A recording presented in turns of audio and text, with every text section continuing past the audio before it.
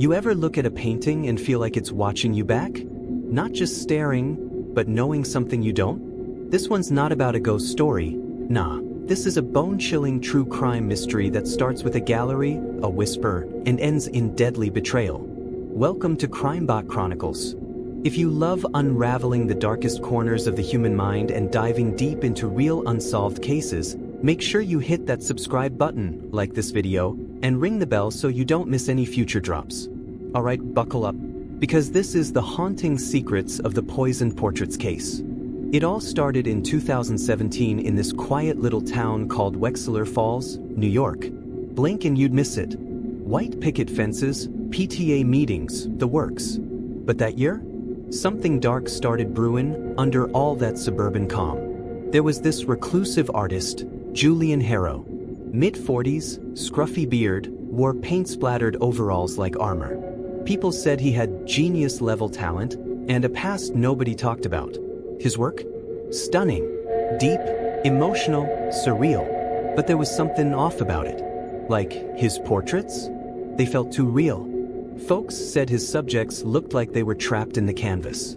Julian mostly stayed out of the spotlight, but in October, he held this invite-only gallery show called the Living Death Collection. Yeah, creepy name, right?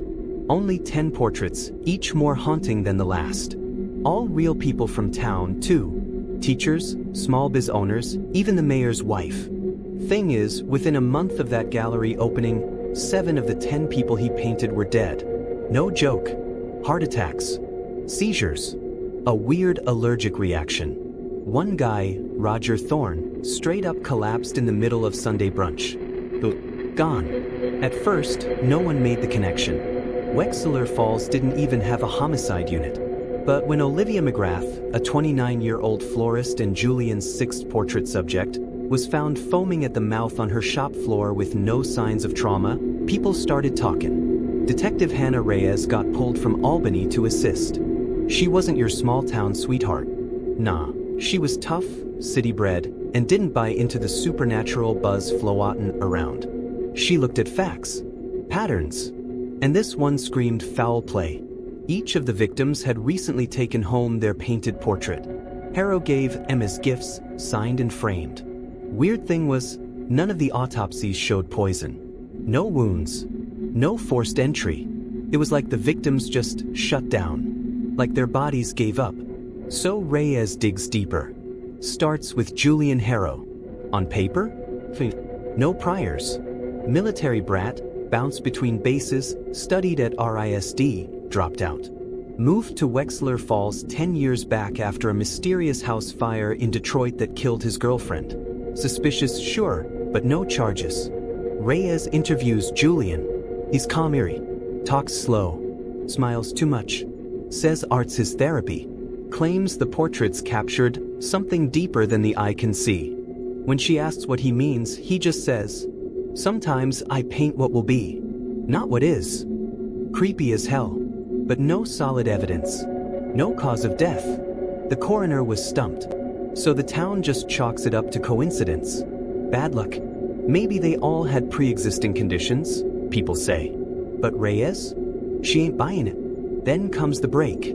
Victim number 8, Amanda DuPont, school principal, was the only one who hadn't picked up her portrait yet.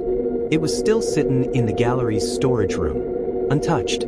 So Reyes gets a warrant, takes that painting to the lab, and boom, here's where it gets wild. The frame? Laced with a synthetic compound. Custom-made. Colorless, odorless, absorbs through the skin. Took the chem team 2 weeks to isolate it. Turns out it was a neurotoxin derivative, something experimental, traced back to a disbanded military project. Code name, Nightingale Dust.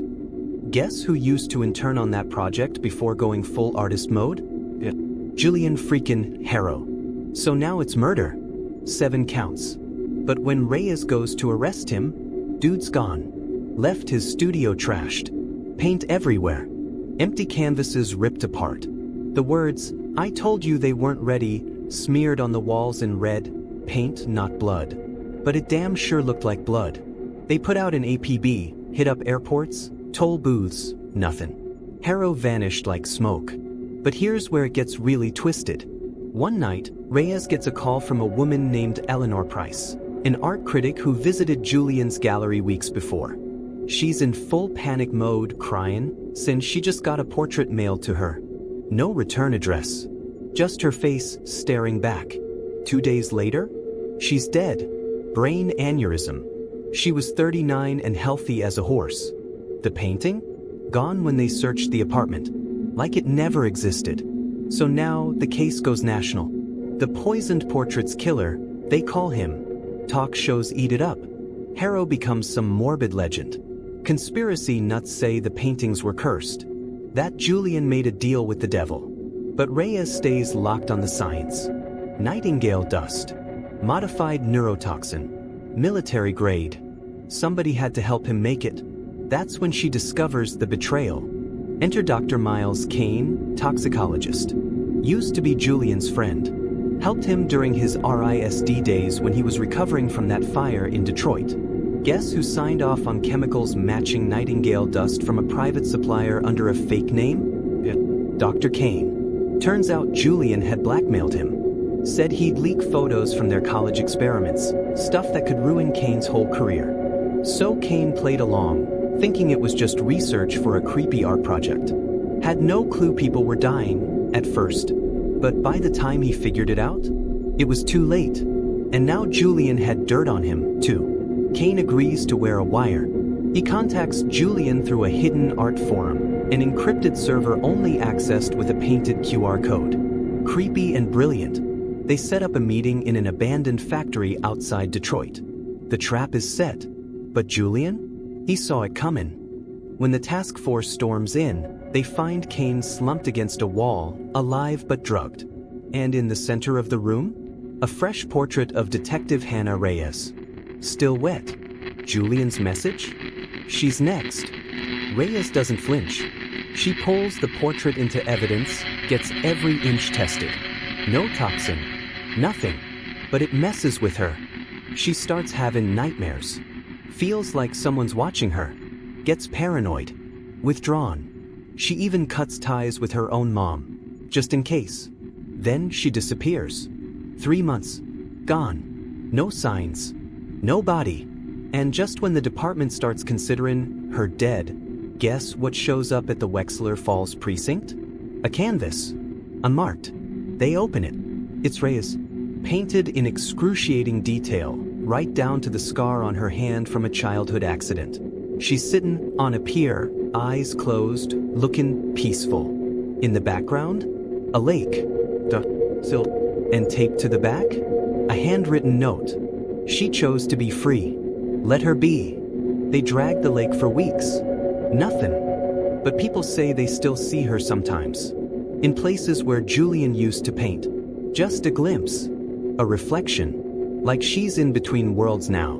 The case was closed officially in 2021. Julian Harrow's still out there, probably under a new name. Some say he's painting in Argentina. Others say he's long dead, took his secrets to the grave. But then, last summer, a new portrait turned up in a gallery in Boston. Anonymous donation. No signature. It was of Roger Thorne, the first victim. And yet, it was fresh. Which means Julian might still be painting and killing. So if you ever get a portrait from someone you don't know, don't hang it up. Don't touch it. And for the love of God, don't look into the eyes. Thanks for watching. If this story chilled you even half as much as it did us while researching it, hit that like button, drop a comment, and subscribe to CrimeBot Chronicles. We drop new twisted true crime tales every week, sometimes so dark, they'll have you sleeping with the lights on. Until next time, stay sharp, trust no one, and remember, some art is meant to be admired from far away.